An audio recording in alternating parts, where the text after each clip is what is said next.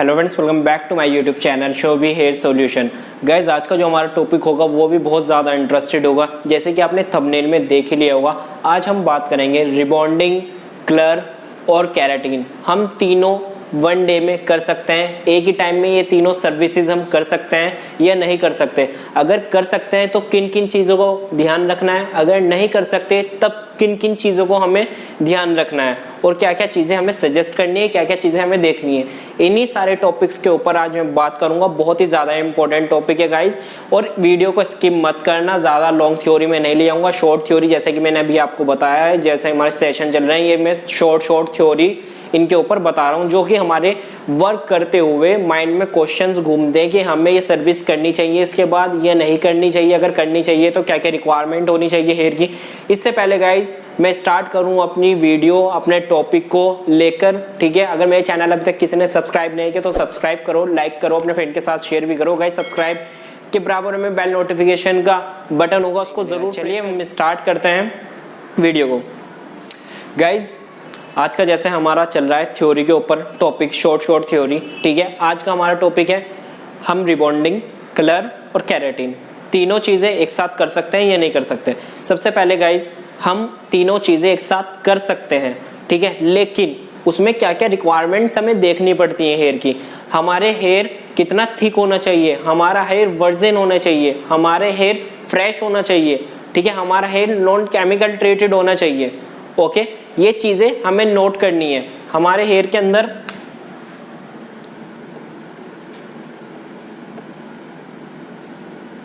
Thickness कितना thick होना चाहिए हमारा हेयर। नंबर 2,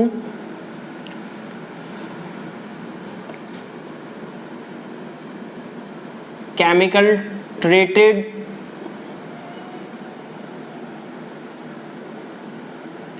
हमारा नंबर जो 2 है वो है केमिकल ट्रीटेड नहीं होना चाहिए, ठीक है, वर्जिन हेयर होना चाहिए हमारा। जो हमारा 3rd है वो है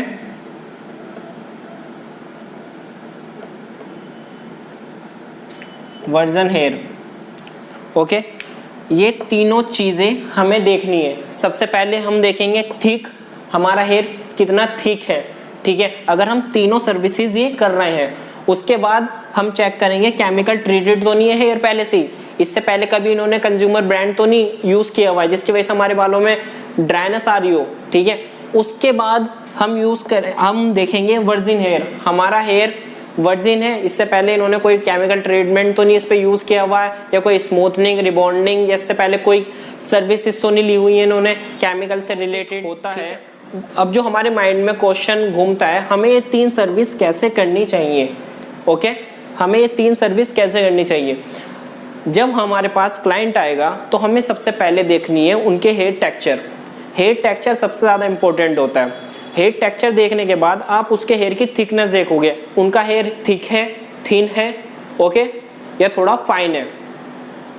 ये तीनों चीज़ें आप देखोगे। अगर उनका हेयर थिक है तो आप रिबॉन्डिंग के बाद उसके कलर कर सकते हो।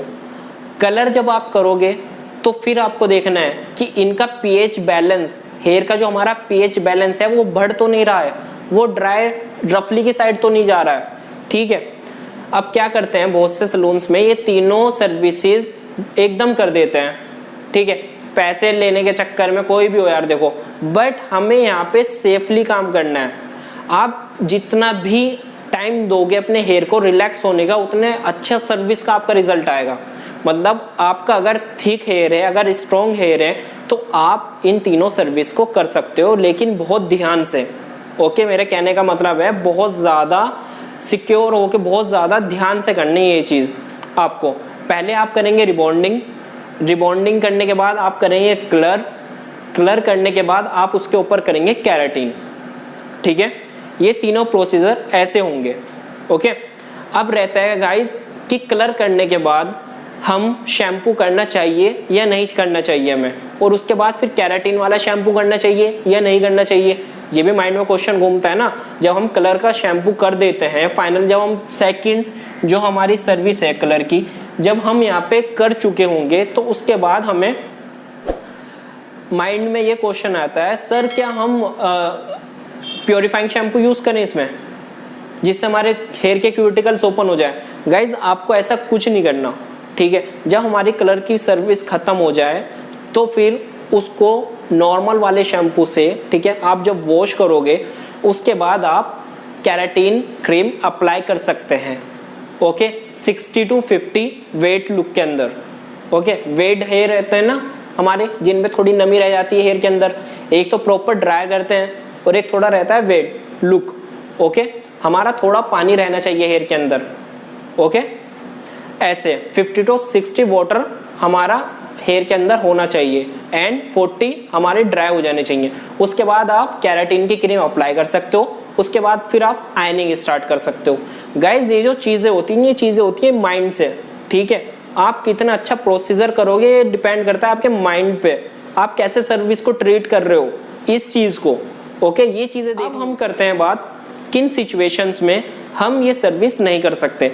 गाइज अगर पहले ही किसी ने रिबॉन्डिंग करवा रखी है, स्मूथनिंग करवाई हुई है, या किसी ने केमिकल वर्क करवा रखा है या हाइलाइट्स करवा रखी है, अब उनको तीनों ही सर्विस करवानी है, ठीक है।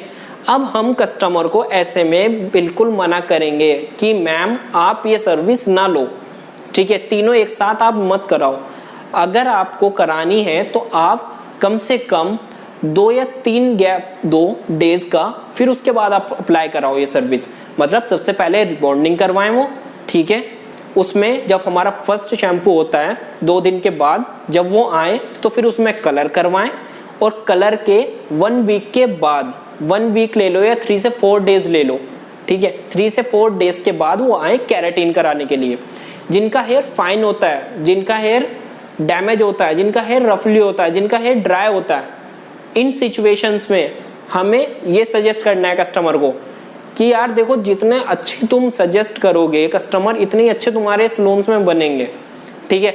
अगर आप बोलोगे कि मैम तीनों इस चीज़ें हो जाएंगी और फिर बालों की बच जाए बैंड, इससे तो कुछ फ़ायदा नहीं है ना यार, समझ रहे हो, इससे कुछ फ़ायदा नहीं है। आपको ऐसे ही सर्विस करनी है।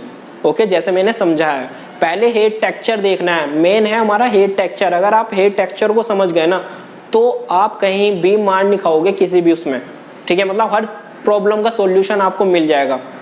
ओके, ये रही मेरी theory rebonding, colour and keratin को लेकर, किस हेयर में हम कर सकते थे, किस हेयर में हम नहीं कर सकते, और अगर हमें करना भी चाहिए उन हेयर में जिसमें हम नहीं कर सकते तो कितने डेज का गैप देना चाहिए।